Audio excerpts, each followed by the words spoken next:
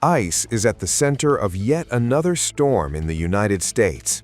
After federal immigration agents opened fire at a moving vehicle, the Department of Homeland Security justified the action. DHS said ICE agents had attempted to arrest two men from Portugal and El Salvador living illegally in the U.S. "Van tried to crush us. 2 people injured in ICE's shocking gunfire," it said. Gunfire shook the streets of Glen Burnie in Maryland in the United States on Christmas Eve. This after Immigration and Customs Enforcement agents opened fire on a moving vehicle, resulting in the injury of 2 people. The shooting unfolded at about 10:51 a.m. Wednesday, while agents from ICE enforcement and removal operations were conducting a detail in Glen Burnie, just outside of Baltimore. Anne Arundel County Police said when the agents approached a white van, the driver refused to shut off the engine and suddenly accelerated, trying to run officers down. Seconds later, gunfire erupted, shattering the morning calm.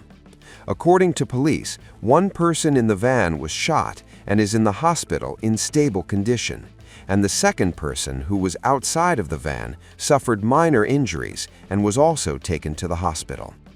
The FBI has now taken the command to investigate the incident. The Department of Homeland Security has now stepped in, defending the agents' actions. DHS says the driver was Tiago Alexandre Sousa Martins, an illegal immigrant from Portugal, who allegedly weaponized his vehicle, ramming ICE cars and then driving straight at agents. Fearing for their lives, agents opened fire, striking the driver, who later crashed the van between 2 buildings, injuring his passenger. DHS insists the officers rendered medical aid immediately and says both men are expected to recover.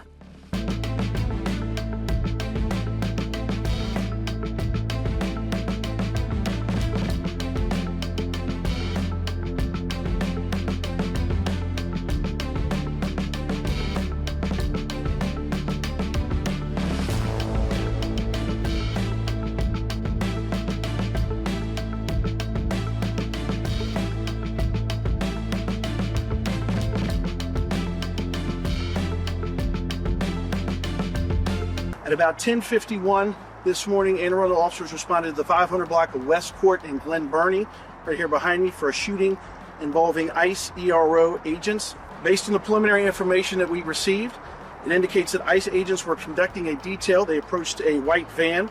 That van attempted to run agents over. Then ICE agents fired at that vehicle. That vehicle accelerated, coming to rest behind me in a wooded area behind these homes. There was an individual in that vehicle that was struck by gunfire. That individual was transported to an area hospital with what is being described, he's being described as being in stable condition.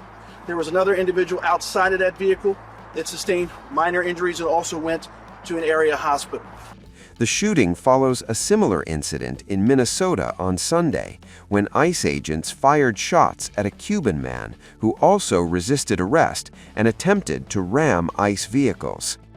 The growing number of violent encounters between federal agents and illegal immigrants is now becoming a boiling political and security flashpoint across the United States. With immigration enforcement expanding, America's streets are increasingly becoming new front lines. Miss, pull up your pants, come out of the bathroom. Pull up your pants, come out of the bathroom.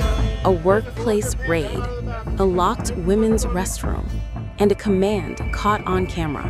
Pull up your pants and come out. This is not a movie scene. This is New York State, September 4.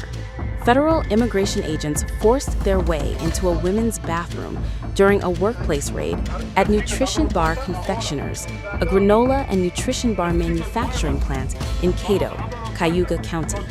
The incident, captured on body-worn camera footage, now part of a federal court case.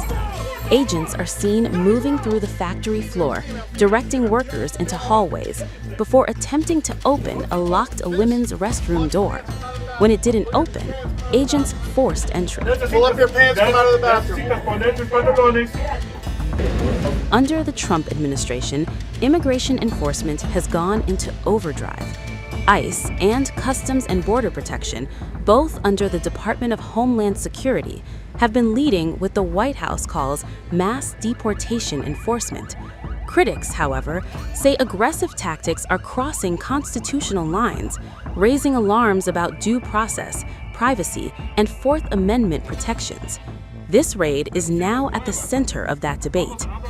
According to government documents, 57 workers were detained during the operation. Authorities say the factory was under investigation for allegedly employing workers without legal authorization and using fraudulent immigration documents, along with possible financial irregularities. The raid involved multiple agencies: HSI Syracuse, Border Patrol, Enforcement and Removal Operations, and the IRS. Lawyers for detainees say the operation swept up workers with varying immigration statuses, including at least one individual with a valid work permit, who they say was deported anyway. Federal officials dispute that claim and insist the operation was lawful. One detainee's case has now changed everything. Argentina Juarez Lopez, represented by attorney Paul Tuck, says agents blocked exits from a break room for nearly an hour while armed. She was questioned for just 9 seconds. She asked for a lawyer. She was handcuffed before being taken to the Oswego Border Patrol facility.